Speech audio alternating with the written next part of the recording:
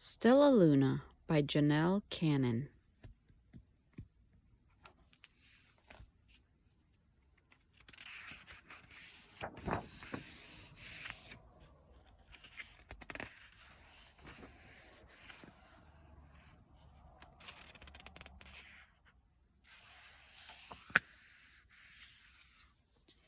In a warm and sultry forest far, far away, there once lived a mother fruit bat and her new baby. Oh, how Mother Bat loved her soft, tiny baby. "I'll name you Stellaluna," she crooned. And each night Mother Bat would carry Stellaluna clutched to her breast as she flew out to search for food.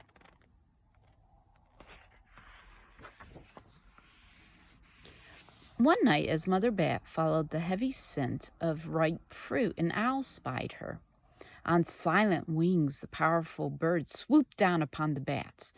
Dodging and shrieking, Mother Bat tried to escape, but the owl struck again and again, knocking Stellaluna into the air, her baby wings as limp and useless as wet paper. Down, down she went, faster and faster, into the forest below.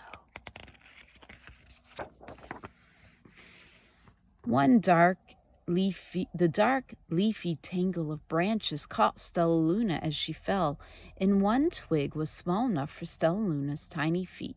Wrapping her wings about her, she clutched the thin branch, trembling with cold and fear. "Mother," Stellaluna squeaked, "where are you?" By daybreak, the bat could hold on no longer. Down, down again she dropped. Flump!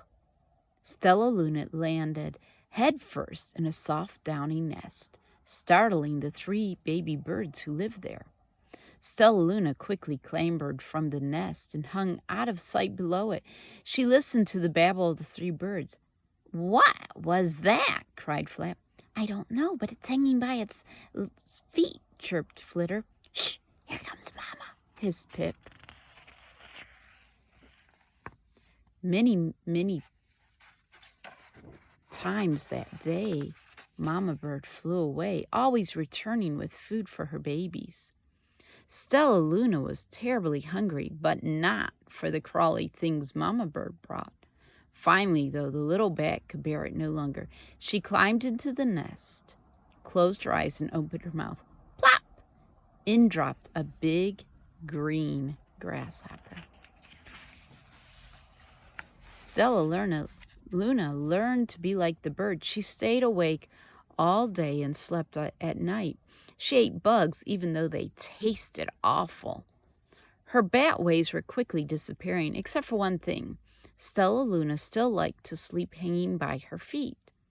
Once, when Mama was away, the curious baby birds decided to try it too. When Mama Bird came home, she saw 8 tiny feet gripping the edge of the nest. "Eek!" she cried. "Get back up here this instant. You're going to fall and break your necks." The birds clambered back into the nest, but Mama Bird stopped Stellaluna. "You are teaching my children to do bad things. I will not let you back into the nest unless you promise to obey all the rules of this house." Stellaluna promised. She ate bugs without making faces. She slept in the nest at night, and she didn't hang by her feet. Stellaluna behaved as a good bird should. All the babies grew quickly. Soon the nest became crowded. Mama Bird told them it was time to learn to fly. And one by one, Pip, Flitter, Flap, and Stellaluna jumped from the nest. Their wings worked. "I'm just like them," thought Stellaluna. "I can fly too." Pip, Flitter, and Flap landed gracefully on a branch. Stellaluna tried to do the same. How embarrassing.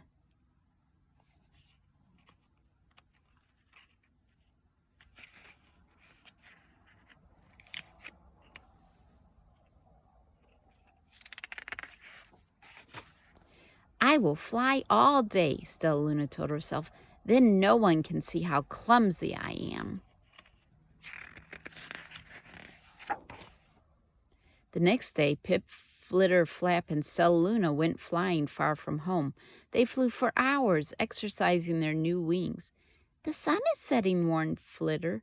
"We better go home or we'll get lost in the dark," said Flap. But Stellaluna had flown far ahead and was nowhere to be seen. The three anxious birds went home without her. All alone, Stellaluna flew and flew until her wings ached and she dropped into a tree. "I promised not to hang by my feet," Stellaluna sighed. So she hung by her thumbs and soon fell asleep.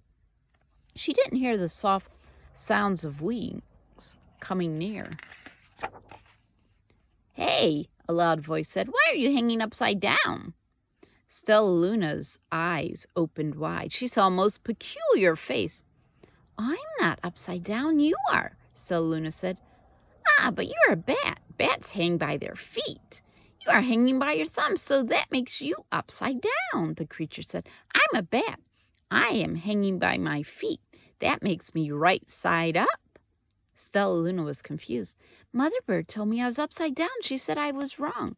"Wrong for a bird, maybe, but not for a bat." More bats gathered around to see the strange young bat who behaved like a bird. Stellaluna told them her story. You ate bugs?" stuttered one. "You slept at night?" gasped another. "How very strange," they all murmured. Wait, let me look at this child." A bat pushed through the crowd. "An owl attacked you?" she asked. Sniffing Stellaluna's fur, she whispered, "You are Stellaluna. You are my baby." You escaped the owl?" cried Stellaluna. "You survived?" "Yes," said Mother Bat as she wrapped her wings around Stellaluna. "Come with me and I'll show you where to find the most delicious fruit. You'll never have to eat another bug as long as you live." "But it's nighttime," Stellaluna squeaked. "We can't fly in the dark or we'll crash into trees." "Oh, we're bats," said Mother Bird. "We can see in the darkness. Come with me." Stellaluna was afraid, but she let go of the tree and dropped into the deep blue sky. Stellaluna could see. She felt as though rays of light shone from her eyes. She was able to see everything in her path. Soon the bats found a mango tree, and Stellaluna ate as much of the fruit as she could hold. "I'll never eat another bug as long as I live," cheered Stellaluna as she stuffed herself full. "I must tell Pip, Flitter, and Flap." The next day, Stellaluna went to visit the birds. "Come with me and meet my bat family," said Stellaluna. "Okay, let's go," agreed Pip. "They hang by their feet and they fly at night and they eat the best food in the world," Stellaluna explained to the birds on the way. As the birds flew among the bats, Flap said, "I feel upside down here." So the birds hung by their feet. "Wait until dark," Stellaluna said excitedly. "We will fly at night." When night came, Stellaluna flew away. Pip, Flitter, and Flap leapt from the tree to follow her. "I can't see a thing," yelled Pip. "Neither can I," howled Flitter. "Aye!" shrieked Flap. "They're going to crash," gasped Stellaluna. "I must rescue them." Stellaluna swooped about, grabbing her friends in the air. She lifted them to a tree, and the birds gasped and grasped a branch. Stellaluna hung from the limb above them.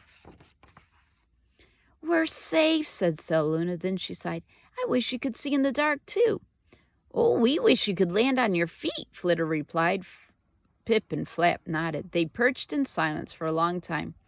"How can we be so different and feel so much alike?" mused Flitter. "And how can we feel so different and be so much alike?" wondered Pip. "Oh, I think it's a great mystery," Flap chirped. "I agree," said Stellaluna, "but we're friends, and that's a fact."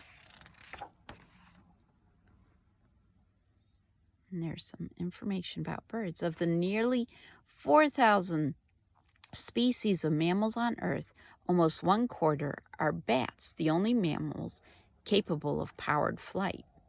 The scientific name for bats is Chipotera, handwing, because the skeleton that supports the wing is composed of the animal's elongated finger bones. The majority of bats are classified as Mycochipirtia, small wing, hand wing. Nearly 800 varieties fill special niches in every climate around the world except the polar zones.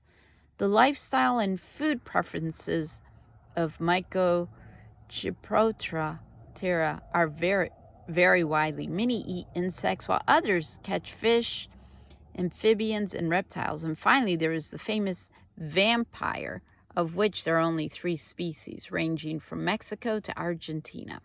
The vampire's victims are mostly domestic cattle and native mammals and birds.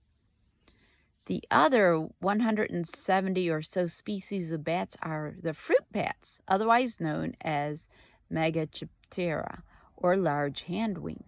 As their name implies, these are the largest bats, some types boasting wingspans of 6 feet. Fruit bats generally have long muzzles, large eyes, pointy ears, and furry bodies, which is why they are often called flying foxes. Unlike the Microchiptera, who travel by echolocation, fruit bats depend on their keen vision and sense of smell to navigate. They live in tropical and subtropical climates and provide year-long supplies of their favorite fruit, flowers, and nectar. Some fruit bats, as they forage for nectar, are responsible for pollination of many types of night-blooming trees or plants. Others eat whole fruits, seeds and all, and distribute the seeds over the forest floor in their droppings. Regeneration of tropical forests depends greatly on bats. The end.